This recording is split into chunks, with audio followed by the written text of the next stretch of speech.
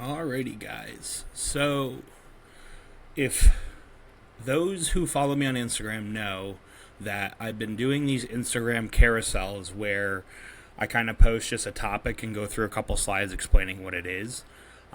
So, those who don't follow me on Instagram, you can find all this information where I post these at jacked underscore singleton, where you can see at the bottom of this slide. So, yeah. I thought no better way to start off these kind of videos with insulin and bodybuilding, a topic that is, I wouldn't say controversial, but very much talked about right now when it comes to the use of GLP-1s, when it comes to the use of Humalog or Lantus as artificial insulins when it comes to growing in bodybuilding. So I thought it'd be a really good topic to talk about and kick this thing off. To start off, what is insulin? And a fun fact about insulin, it's actually, before we were able to artificially create it, which was a very powerful invention, one of the biggest inventions in medicine, was the synthesis of insulin, because before we had to rely on animals. We would actually take insulin from the animal itself, the insulin they produce from their pancreas, and then store that and use it and prescribe it to diabetics so that they would be able to use insulin.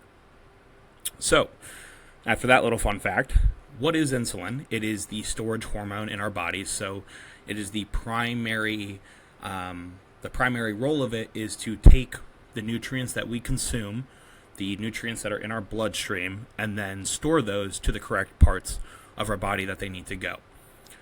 So, when we eat carbohydrates, or we eat food, right, specifically carbohydrates, our blood sugar goes up. And in order for our blood sugar to stay at a healthy, normal rate, so that all of our organs and muscles can have the proper amount of energy, the proper amount of glucose, it will take the glycogen or the glucose that's in our bloodstream and move that into glycogen by lowering our blood sugar. So you eat carbs, blood sugar goes up. Insulin takes that high blood sugar and those carbs and shuttles it to the various parts of your body and lowers your blood sugar. There's a counter hormone to insulin, which is called glucagon. And what glucagon does is the counter effect of insulin. It will increase your blood sugar. So when your blood sugar gets really low, glucagon will get released in order to bring up your blood sugar.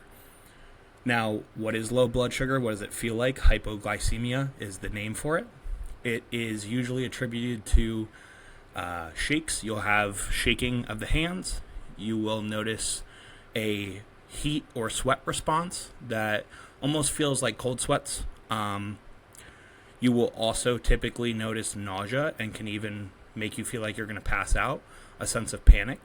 And this is the body kind of telling us different signs to say, hey, you need nutrients. You need to go and eat carbohydrates. You need energy so we can survive.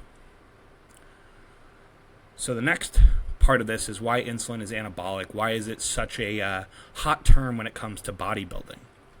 Now, insulin is a storage hormone. That is our primary storage hormone, as we talked about. But what are some of the other effects of insulin downstream?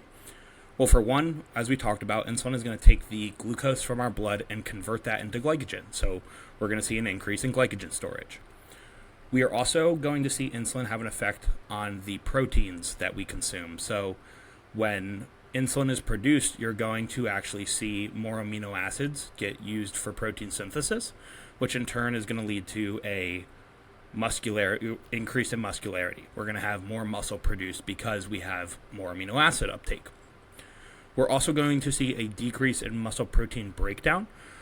So if you have insulin produced, it's having an anti-catabolic effect. Whereas catabolic, we mean muscle breaking down. So with this idea in mind, we can use carbohydrates, which we know will increase the release of insulin, to design our post-workout meal to be as optimal as possible when it comes to bodybuilding. So when we are training, we're pushing weights, we're doing cardio, we are using the glycogen in our bloodstream, and our body is going to use the glucose we have for fuel and burn through that. So we're actually going to be in a high insulin sensitivity state, right? Our blood sugar is going to be lower, so our body is going to be more receptive to glucose. Now, how can we use this to design our post-workout meal? Well, what we would like to do is have a high carbohydrate meal post-workout, because that high carbohydrate meal is going to produce a high insulin response. And when we know insulin is anabolic, we want to make the most out of it. So if we can do a high protein meal with a high carbohydrate meal, we are going to see that amino acid uptake. We're going to see the glycogen storage. So we're making the most out of insulin's anabolic effects. Now, what do we know about insulin is that it's a storage hormone. So when it comes to the final macronutrient, fats, we want to keep them as low as possible, because we know those fats, when in the presence of insulin, are going to be stored as fat in our body. So if we want to have the most anabolic and least fat producing effect with our post-workout meal, we're typically going to see a high protein, high carbohydrate, low or very little fat meal used after our workout. And this is to retain the most lean muscle tissue and also aid in recovery, post-workout. Now, another hot topic in the current field of fitness and bodybuilding is insulin sensitivity. Now, what is insulin sensitivity? Let's start with what is our blood sugar. Blood sugar is the amount of sugar that is in our blood. And typically the normal fasted blood sugar range, so say about 12 hours fasted, no food consumed, the healthy range would be about 75 to around 90 would be a good insulin sensitivity spot to be in. Anything over 90, and especially over 100, we start approaching a insulin insensitive state, which is where you hear type 2 diabetes come in. A lot of people who are around that 100 mark are labeled as pre-diabetic, and once they get above 105, 110, they are now a type 2 diabetic. They could be labeled as a type 2 diabetic, or very close to approaching labeled type 2 diabetic. So, how do we avoid this as much as possible? Well, from a non-supplemental, where we don't need to add anything in, you could do weight training, you could do walks. All this is going to slow the absorption of food. It's going to allow our blood sugar to be more stable. And pretty much everything here is going to work through stabilizing the absorption of nutrients into your bloodstream, so you're not having a huge spike and then drop of blood sugar, or a spike and drop of insulin, right? So things like a high fiber meal, right? Fiber is going to slow the digestion and the uptake of those nutrients, those carbohydrates in the meal. And that's going to lead to us having a lower blood sugar versus having something like a very high sugar meal, right? Sugar is going to spike our blood sugar very high, which could be good post-workout, but we may not want to be having an insulin spike throughout the entire day, because that's how we're going to become insulin insensitive. It's just maintaining a high blood sugar throughout the entire day is going to lead to a higher fasted blood sugar. Other things are just having our carbs around our training and maintaining a lower body composition. So the leaner you are, the more your body is going to be in a low blood sugar state. It's typically that we see high blood sugar associated with more fat on the body, right? Now we have different supplemental regimes or regimens that could be used to help with your insulin sensitivity, with the most common being berberine. There's a couple other supplements, I won't say pharmaceuticals, listed here underneath including berberine, listed underneath berberine, which can all help. The research has shown that these can lead to a increase in insulin sensitivity. There's also your pharma components, such as metformin and GLP-1s and artificial insulins. So metformin is a highly used, it's been used for a while to help with insulin sensitivity.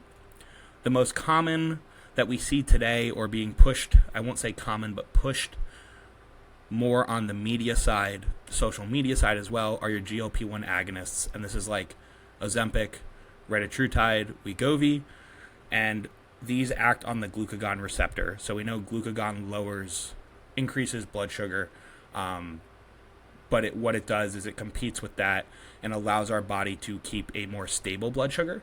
It's also going to allow our body to not empty food as quickly or delay gastric emptying. So in turn, just like if we had fiber in our meal, kind of works the same way, where we have those nutrients kind of waiting to be absorbed by the bloodstream so we don't get as drastic of a insulin response or a high blood sugar response. And then we have artificial insulins, which I'll touch on because they're so heavily used in bodybuilding. I'll start with Humalog, which is a rapid-acting insulin, meaning that by the time when you inject it, about 10 to 15 minutes later, it'll be affecting you, it'll be working within your body. So what bodybuilders will typically do is design their carbohydrates around, or I should say their Humalog around their carbohydrate meals.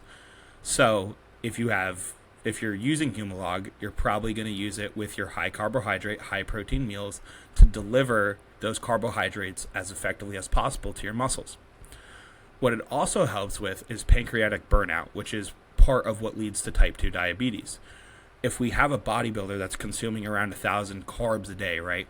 That's a lot of work for the pancreas to produce insulin and keep the blood sugar stable. Now, if we add Humalog in, we're actually synthetic Humalog through a outside intervention into our bodies. We are going to actually help our pancreas take the load off of it because it's not going to have to work so hard to produce insulin to lower our blood sugar. Then we have Lantus, which is a long-acting insulin, and this is typically used when bodybuilders have multiple meals of Humalog and we still want to keep blood sugar low. So usually used when carbohydrates get pushed very, very high and you're having carbohydrates with pretty much every single meal.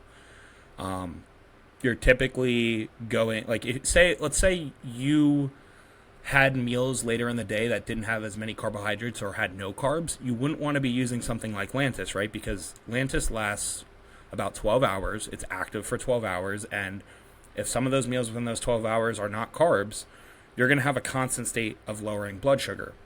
And that's not something you want because, like we talked about before, you'll end up going hypoglycemic. So a lot of times when bodybuilders are using this is typically in the off season when carbohydrates are really high or they're doing like a refeed and they want to move those carbs as effectively as possible. You're not going to see these drugs used typically on a prep except on those refeed days because you're already going to be burning through all the carbohydrates in your body. So having these drugs in only become a danger to going hypoglycemic when you don't really need them in to begin with because doing everything, the high weight training, having high fiber meals, you're doing a lot of cardio, that's already improving your insulin sensitivity. You don't need something like Humalog or Lantus at that point to help you with your insulin sensitivity. So we touched on a lot. I know there's a lot we could go into with the pharmaceutical sides of this, but I just wanted to keep this basic as a full insulin overview with a couple different topics here and there. But if you guys have any questions, any comments, you want to give insight, feel free to leave it below this video. But I appreciate everyone who tunes in, listens to this content, supports me. I'm grateful for it all. So thank you guys and enjoy the rest of your day or night, whatever time it is. And I'm signing off.